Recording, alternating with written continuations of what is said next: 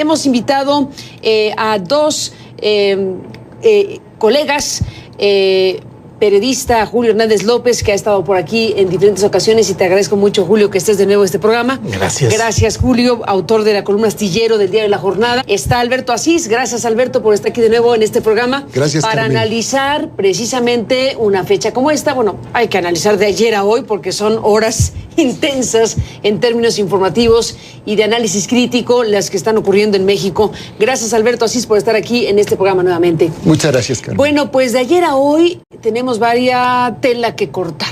Muchas. Julio. Sí, bueno, pues nunca. Saca una tijera. Sí, claro, pero una tijera, pero de podador, de jardinero, de las grandotas. O sea, que tú tienes ganas de criticar seriamente, ¿o qué? Pues no ganas, pero es que nos dan material abundante. Pocas veces tenemos la oportunidad de ver tantos desatinos acumulados. Y nunca que yo recuerde, un ocupante de la presidencia de la República en México había llegado en tal condición desafortunada, maltrecha, deficitaria, a la rendición de un informe de actividades. Normalmente los ocupantes de la presidencia convertían esto en un ritual faraónico de celebración protocolaria, pero hoy Enrique Peña Nieto está borrado, abatido en su figura política debido al gravísimo error histórico que cometió increíblemente unas horas antes, 24 horas antes, con esa extraña, con esa grotesca recepción a alguien, Donald Trump, que no solo llegó hasta la casa de Peña Nieto, la casa de los mexicanos teóricamente, a decirle en su cara que se iba a construir el muro, sino que además le jugó el dedo en la boca y de una manera tramposa, pero bueno, pues finalmente es la política, así es como se está jugando. Ha dejado a Peña Nieto en una situación que es la que los clásicos dicen que los políticos no deben permitirse, que es no hacer el ridículo. Y Peña Nieto ha hecho más que el ridículo. Ha quedado, según expresión de otros opinantes, comentaristas en medios internacionales, como alguien que faltó al interés popular, y hay quienes hablan hasta de una traición a los intereses populares y lo comparan con los personajes más oscuros y negativos de la historia mexicana. Alberto Asís, ¿qué dices? Bueno, yo creo que en efecto, el contexto previo al primero de septiembre a este informe, sí, viene acompañado de esto que ya señalaba Julio, es decir, hay una gran desaprobación que se manifiesta en una mayoría de casi 8 de cada 10 mexicanos que dicen el país va muy mal, el gobierno está no estoy aquí para ser reprobado, popular, dice Peña Nieto. Sí. Pero creo que esto que ha sucedido en los últimos días, incluso antes de la visita de Trump, yo diría, ellos tomaron este mensaje y dijeron, vamos a cambiar la imagen de este gobierno, vamos a cambiar la narrativa, y empezaron esta campaña previa de spots y tratando de rescatar lo que ellos consideraban como acciones positivas. Luego, este cambio de narrativa parece como que no les funcionó de todo, porque ante la gravedad de los problemas, lo único que no esperarías es que hicieran otra campaña publicitaria, una campaña de spots, como la que empezaron a hacer. Entonces, yo creo que enemigos del presidente le dijeron, pues es que invita a Trump, hay que hacer algo espectacular. Enemigos del presidente. Eso parece porque... O sea, el enemigo en casa. Hay mucha gente que dice, yo no entiendo, ¿quién lo asesora? ¿Quién le dijo que invitara a Trump? ¿Por qué vino Trump? Él mismo, que es lo peor. Y en esas condiciones, entonces dijeron, sí, vamos a hacer... ¿Cómo se tomó esa decisión? Es importante saberlo. Un acto espectacular trayendo a Trump, y entonces sobre eso vamos a plantearle todas las verdades, ¿no? Y resulta pues que se desinfló completamente, y el que salió victorioso fue Trump. Confirmó después en su discurso de hacer lo que había dicho siempre, el muro que era contra los mexicanos, y Peña Nieto desapareció. Y en ese sentido, este día que era el día del presidente y que se había convertido después en el día contra el presidente, y luego pues nos quedamos sin presidente. Eso es la parte más complicada. ¿Y hoy quedó en día de Donald Trump? Y hoy quedó en una suerte como muy extraña de un informe de gobierno gobierno, en donde tienes por un lado lo que sucedió en el Congreso y luego tienes este encuentro con los jóvenes y luego tienes este gran spot antes del encuentro con los jóvenes, en donde a eso se redujo, digamos, lo que antes era el mensaje presidencial. Y creo que ahí están las claves de lo que ellos quieren presentar como la imagen positiva de México, que ya casi nadie la cree, digamos, ¿no? Y entonces, ese cambio de narrativa fue un fracaso rotundo. Déjenme, Julio, Alberto, hacer una pausa y regresamos en esta conversación. Bueno, este cuarto informe de gobierno, este ejercicio con los jóvenes, esta asociación inmediata con el contexto en el que se dan las cosas y la llegada de Trump, bueno, una visita rapidísima, pero que dejó huella, sin duda. Volvemos después de la pausa.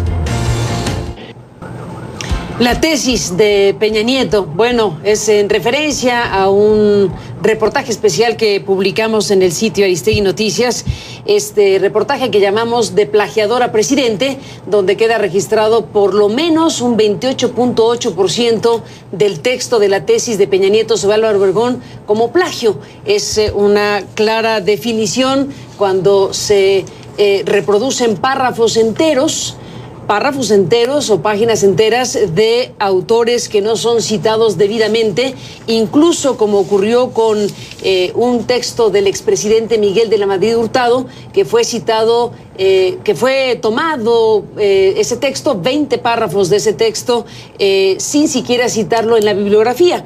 Y eso creo que no puede ser un error metodológico y otras situaciones que son narradas y descritas en ese reportaje especial. Pero bueno, no hablaré más de ese reportaje que publicamos en Aristegui Noticias. Los dejo, Julio, Alberto, con esto que fue parte del ejercicio de hace ratito, precisamente con los jóvenes de México, alguien que le preguntó de la tesis en la Universidad Panamericana, que también tuvo una respuesta bastante polémica respecto a qué hacer con una tesis así, con la que se obtuvo un título de abogado que hoy tiene el presidente de México. ¿Error metodológico? ¿Computadoras? Bueno, ¿comillas? Pues, digo, ¿Qué dices, Julio? Pues hay un cinismo institucionalizado.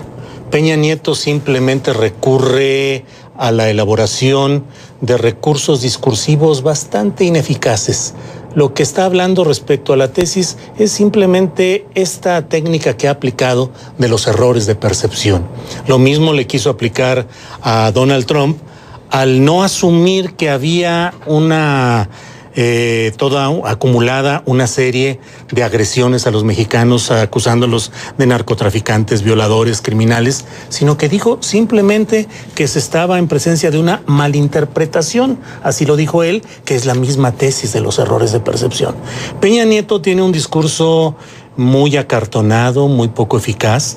Lo demostró hoy en su reality show, que era como el de Señorita Laura, pero hoy fue Señorito Enrique. Eran los jóvenes ahí seleccionados de una manera extraña, en un formato absolutamente controlado y dominado, sin ninguna pregunta que fuera al fondo del asunto, sin nada que ver con los jóvenes que están en las calles protestando por Ayotzinapa, con los profesores, en fin. No es la representación real de las cosas, y ahí lo que vemos es a un hombre como Peña Nieto atado, comprometido con esa retórica que ya no funciona. Es el mismo espectáculo de Osorio Chong hoy entregando en el Congreso de la Unión los documentos que probarían que hubo logros y éxitos en el gobierno o la administración de Peña Nieto. No han entendido que ese México ya terminó, que ese rollo, que ese discurso, que esa retórica no están funcionando, y que hoy hay un profundo hartazgo, un enojo que está generando una animadversión de la cual este día, el 31 de agosto, con esta nefasta visita de Donald Trump, y hoy con Peña Nieto en su mal informe, abatido, diluido, abandonado informe de gobierno, y con la coronación del falso montaje de los jóvenes en este diálogo presuntamente representativo, creo que está llegando a niveles profundos de enojo, de animadversión, y lo peor, Carmen, Alberto, es pensar que le quedan 2 años y 3 meses a esta administración. Alberto Asís, tú que eres profesor e investigador, déjame retomo el asunto de la tesis y el plagio, porque aquí es un filón de la biografía de Peña Nieto muy importante desde mi punto de vista.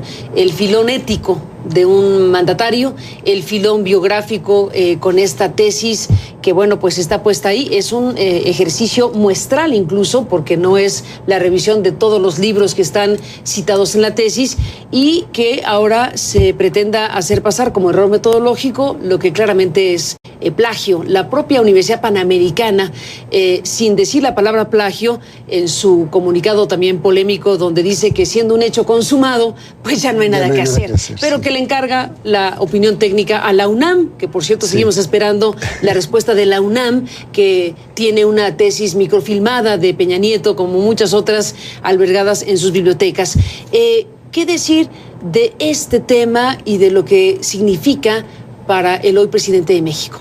Yo creo que en la academia actualmente es un tema muy penado. O sea, el plagio, nosotros ahí en Ciesas tuvimos, por ejemplo, un estudiante de doctorado, descubrimos en un trabajo parcial que había un plagio y fue expulsado, digamos, del doctorado. Y es un tema que se ha dado, hay varios casos que ahí han sonado. Entonces, sí creo que hay una sensibilidad especial en la academia contra todos los plagios, digamos, y contra el sistema de plagios. Y ahora es muy fácil detectar los plagios, ¿no? Ahora con el sistema de las computadoras y hay programas especializados, en fin, muy rápidamente puedes captar dónde hay el plagio y es altamente penalizado, digamos, ¿no?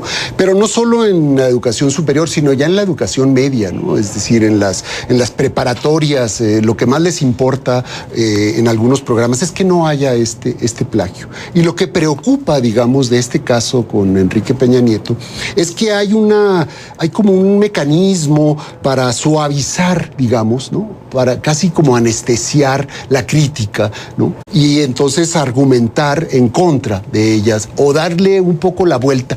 Y así hace con todos los grandes problemas. Es decir, lo que hizo ahora respondiendo a esta pregunta de un joven en este encuentro, ¿no? En este encuentro ahí muy armado, muy poco natural, ¿no? Un diálogo yo diría, muy de estudio, pues es lo mismo que hizo con todos los grandes problemas. De todas las preguntas que le hicieron, algunas, 2 o 3, que tocaron temas sensibles, como este del plagio, o como la cuestión de los derechos humanos, o al final el joven que le dijo que había mucho malestar. Él tiene como un mecanismo del viejo sistema político priista, en donde con un dato o con un giro lingüístico le dan la vuelta a esto, ¿no? Incluso si uno analiza este largo spot que equivaldría al mensaje político que hacían antes los presidentes, pues lo que hizo primero es decir, sí hay agravios, reconoce, ¿no? Y le dedica 30 segundos y luego dice, pero hemos hecho todos los cambios estos, y luego termina diciendo, y vamos por todas estas prioridades que nos faltan, lo que vamos a hacer en los próximos años es esto y esto y esto y esto. Y entonces todas las respuestas que le daba a los jóvenes tenían esa narrativa que no convence, porque es como una narrativa poco natural, un poco tramposa, un poco, te cuentan, son como de mentiras y verdades a medias, diría yo, ¿no? Y con lo del plagio y la cuestión ética sucede exactamente lo mismo. Hay una uniformidad y una suerte como de falta de contundencia, ¿no? en el discurso. Lo que uno esperaría es un presidente reconociendo los graves problemas. Eso nunca lo hemos visto en los 4 años de gobierno de Peña Nieto. Alberto, Julio, después de la pausa seguimos analizando con ustedes este tema. Volvemos.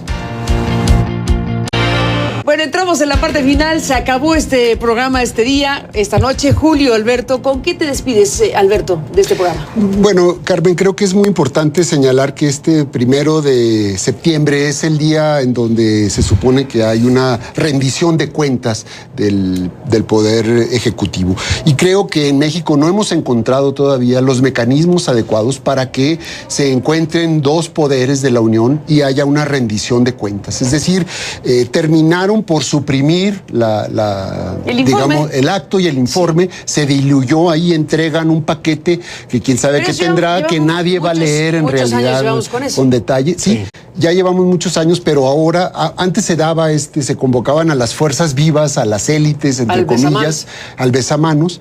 o no el besamanos, pero empresarios, Pero grupos representativos. Ahora están en insurrección, algunos de ellos, como los curas, los empresarios. Entonces Pues ahora no quisieron ni arriesgarse. Y entonces se hace esta suerte de encuentro ahí artificial con los jóvenes. Pero sí creo que nos quedan a deber un mecanismo de rendición de cuentas del Poder Ejecutivo que por este tipo de experimentos, pues vemos que cada día está más extraviada la posibilidad y que no vamos a llegar a eso, y que la rendición de cuentas del Poder Ejecutivo y esta suerte de narrativa de spots pues tampoco llevan a ningún lado, no recuperan legitimidad y no logran la eficacia que ellos quieren. Entonces creo que no están ganando con ellos, y la ciudadanía tampoco se está informando realmente de lo que pasa. El malestar continuará. Es un tema del diseño del sistema político mexicano que no tiene ese mecanismo. Bueno, en realidad puede ser una revisión del propio sistema en general. Claro. No existe ese mecanismo eficiente, eficaz y verdadero de rendición de cuentas.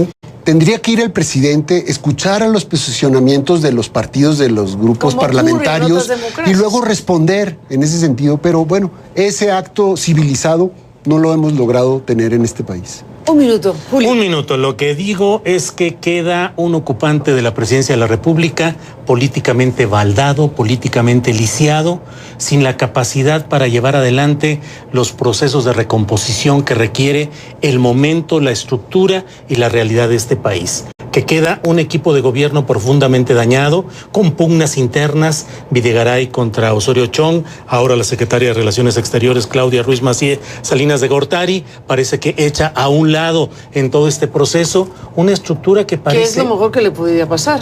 Que le podría pasar a ella. Sí, porque si no sería responsable de la visita de Trump. Claro, pero lo peor que le pasa es que la estructura general de gobierno pareciera estar en conflicto permanente entre ellos, sin una guía y sin una capacidad de salir adelante ante los retos complicados, y además hoy dando muestra de la vulnerabilidad de la conducción de este país frente a los apetitos de Estados Unidos. Pues bueno, ahí está este análisis crítico. Alberto Asís, gracias por estar aquí. Julio Hernández López, a los dos, gracias. Gracias. Y bueno, seguiremos muy de cerca todo esto para seguir con ustedes en este programa.